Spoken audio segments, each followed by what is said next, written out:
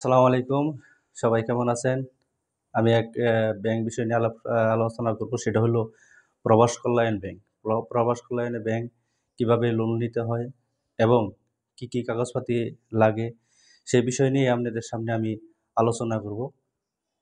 সের আগে আমি একটা কথা বলে নেই, সেটা হলো আমার যে চ্যানেলে যদি নতুন হয়ে থাকেন, অবশ্যই সাবস্ক্রাইব করবেন আর বেল আইকনে টিক দিয়ে রাখবেন। আর সম্পূর্ণই ভিডিওটা দেখবেন, টেনে দেখবেন না। না হয় বুঝতে পারবেন না কি কাগজপাতি দরকার হয়, কি সমাচার। মূল বিষয় হলো আপনি যে যাবে তার হলো ভিসা কপি আর passport copy, voter ID card, চেয়ারম্যানের সার্টিফিকেট আর হলো ব্যাংক অ্যাকাউন্ট। এটা লাগবে যে যাবে বিদেশ তার। আর আরেকজন হলো যে জামিনদার হবে, এই জামিনদারের ব্যাংক চেক আর হলো এই ব্যাংক স্টেটমেন্ট, চেয়ারম্যানের certificate, voter ID card, 4 copy ছবি। এটি যে জামিনদার হবে ব্যাংক চেকের তার লাগবে। আর দ্বিতীয় যে 2 জন আছে, তো 2 জনের লাগবে ভোটার আইডি কার্ড, চেয়ারম্যানের সার্টিফিকেট আর 4 কপি ছবি এক একজনের। আর একটা হলো আপনার ওই এই দোকানদারের ট্রেড লাইসেন্স।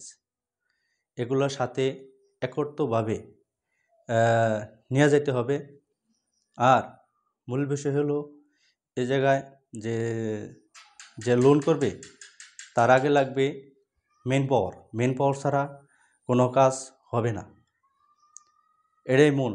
আর যেদিনকে আপনার জমা দিবেন তার থেকে 17 থেকে 18 দিন, সর্বোচ্চ 1 মাস, এর ভিতরে আপনি লোন পাবেন।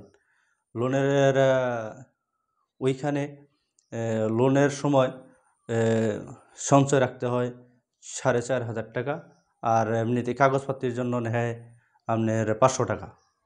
এই মূল হলো আপনার 5,000 টাকা আপনার ঊর্ধ্বে খরচ হবে, এর ঊর্ধ্বে খরচ হবে না। আর আপনারা যারা ওই অন্য ঠিকানায় লোন নিতে চান, তারা বুঝে শুনে সব কিছুই করবেন। আর আমি কোন কারণে প্রবাস কল্যাণ ব্যাংক থেকে লোন দিবে না, কোন ভুলের কারণে দিবে না, সে বিষয় নিয়ে আমি দ্বিতীয় একটা ভিডিও বানাবো ইনশাল্লাহ। আমাকে সবাই একটু লাইক কমেন্ট করেন, শেয়ার করবেন আর চ্যানেলটা সাবস্ক্রাইব করে রাখবেন।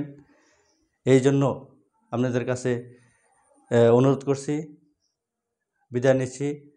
আসসালামু আলাইকুম রহমতুল্লাহি ওয়া বারাকাতুহু।